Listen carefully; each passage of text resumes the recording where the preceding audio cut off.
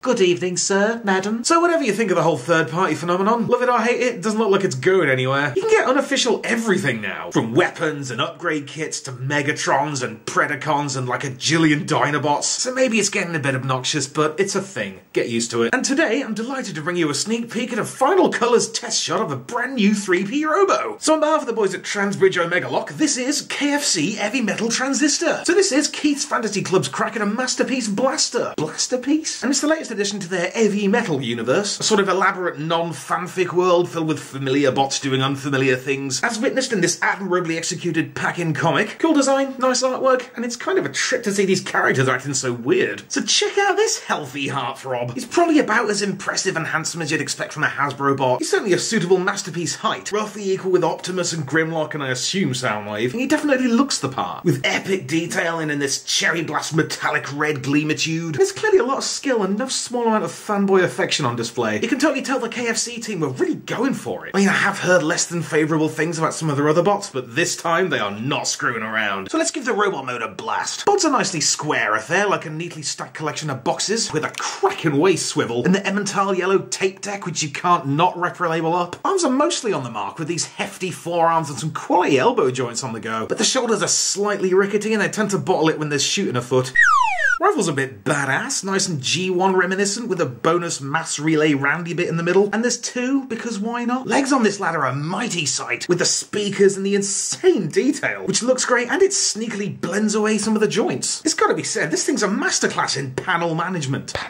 With all the creases and gizmos seamlessly integrated into the slick supermodel silhouette. Leg joints fare slightly better than the arms. Knee ratchets are comfortably cacophonous, and the waist ones are good, but they make some deeply disturbing creaks that suggest there might be trouble further down the road. Love them feet though. Which brings us to the head. Check out that serious hard-ass look with the Marvel Comics nose guard and the custard yellow eyes. Check it out, they've even thought to pack in a spare one with a friendly white cartoon face and the smooth 5 head. Feels a bit wibbly this one, but is that some indigo light piping? I'm picking up a faint signal. In other accessory related news, there's a pair of suspiciously sound-wavy looking hands that you totally can't use. Maybe they're for another figure. And check out these daft cymbally speakers you can swap out for the hands if you absolutely must. But I'd like, if you'll permit me, to talk about the fingers for a second. The joints up in here are just mayhem. They've got 3 knuckles, including a ball joint each. And the thumbs have a crazy range of motion, which allows for mental articulation and emoting and enhances the posability no end. But when you flip them around for the transformation, it's not super obvious which way around the hands are supposed to go. And God help you if one of them gets stuck in the arm cavity. Because 14 minuscule joints, plus limited space, plus vague instructions, plus frustrated Thew because they've been in there for 3 days equals Blaster loses a finger. Oh my god, I broke it, I'm so sorry.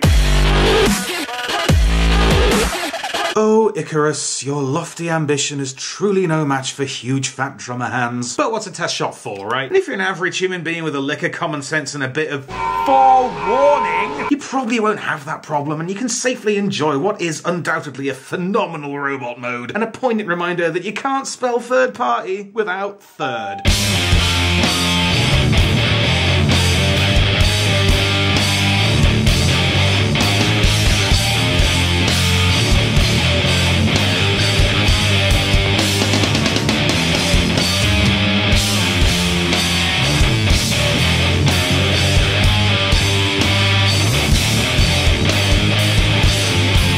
Transformation pretty much fulfills the MP level criteria of complexity and intuitivity. It's rather panel heavy with plenty of sliding and twisting. Neck flaps a bit stubborn, but it gets the job done while showing off how bloody clever the legs are. And, bonus, you don't even really need to transform the hands.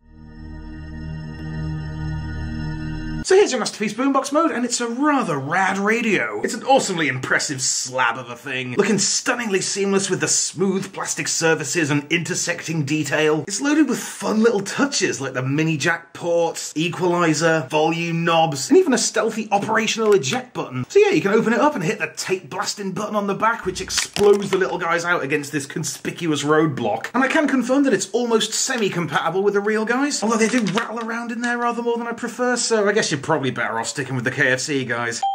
Anyway, if you're determined to dump on it, I suppose there's a lot of negative space in there that you could criticise. Although I don't know if it's necessarily a bad thing. Fair enough, it does look a bit of a state from underneath, but who honestly cares? It looks amazing from every single other conceivable angle. And the space fills out the dimensions nicely, and it makes room for some internal weapon storage. Stick it up in. So yeah, overall, Transistor's a bit of a champ. I'd say it's at least encroaching on Hasbro quality, and it's one of the more appropriate applications of third-partying, because there are certain figures that Hasbro was always going to make happen. But a masterpiece figure of Blaster, let's face it, he's a bit B-list. I mean, Soundwave, sure, but he's like ascended into pop culture legend. Likewise with the Autobot car guys. I mean, Joe Schmo might not know all their names, but you'll probably make your money back. But Blaster? Come on. So why not Transistor? He's a borderline perfect figure, probably pushing 8 and 5/6 out of 10. And more pressingly, it exists, and you can buy one for roughly masterpiece dollar. KFC Transistor, because it exists. Anyway, once again, this has been a presentation of Transbridge Omegalock. Big thanks to the dudes for the chance to check this thing out. Get some plastic up here.